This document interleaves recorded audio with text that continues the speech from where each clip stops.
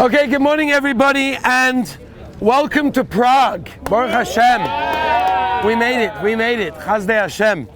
Okay, so I just want to spend a couple of moments before we walk into the Heilige Maral and speak over there by the Tzion, by the Shul and others, just to give you a little bit of a background and a backdrop to what went on specifically over here in Prague by the Yidden, what the Yidden experienced over here in Prague, some of the Jewish history specifically of Prague. So historically, Prague was the capital of Bohemia. Today, as we know, it's located in Czech Republic. Jewish life in Prague has been documented at least as early as 970 CE. In 1096, the community was attacked by crusaders. Hundreds of Jews were murdered. The community as a whole was again attacked during the siege of the Prague castle in 1142, when the oldest shul in Prague and various sections of the Jewish quarter were burnt down. After the siege, the Yidden were required to live on the right-hand side, a specifically area that became Prague's Jewish ghetto. During this time, they were very limited in what they were allowed to do, what they were not allowed to do. In the day, the gates of the ghetto was open. At night, and on Yom Tovim, the gates of the ghetto was locked. Things began to change at the end of the 13th century under King Ottokar II. He issued a royal charter in 1254 that said that the Jews were protected as moneylenders and servants of the king and were required to pay high taxes and occasionally supply loans to the royal treasury. Life for the Jews in Prague at that time flourished. The shul, which we'll get to, Be'ez Hashem, the Altnu Shul, the oldest remaining shul in Europe today, we'll get about there, we'll speak about it. 1270 was built. Jewish life around that building for many was the unity, the achdus of the Jews in Bohemia. Some of the most outstanding Yidden that lived here in Prague at this time, at the beginning of the 13th century, the Jewish community was led by their great leader, Rabbi ben Azriel, well known for his work. Anyone heard of it? The Arugas HaBoisem.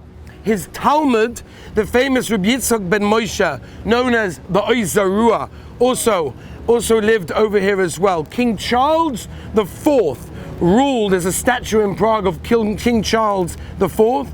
He ruled from 1356 to 1378, and he used the Jews to benefit his treasury, and at times giving them the rights that were useful for him, and at other times using their misfortune for his gain. In 1357, he cancelled all the debts owed to the Jews of his lands to appease general people and to strengthen his rule. As was often the case for the Yidden in Europe, there were times of stability and there were times of horrific anti-Semitism. Jews always knew, don't get too comfortable, because history has always shown that expulsion or attacks could be just around the corner. Prague was devastated by a pogrom in 1389. On Easter that year, which coincided with Pesach, the Yidden were accused of vandalizing the Wafa, and as a result, 3,000 Jewish men, women and children were murdered in the streets, in the homes and in the shuls of the ghetto. One of the few survivors of this was a massive Talmud Chacham, Rabbi Avigdor Karo. His keva is, by the way, in the old cemetery. We'll see it over there.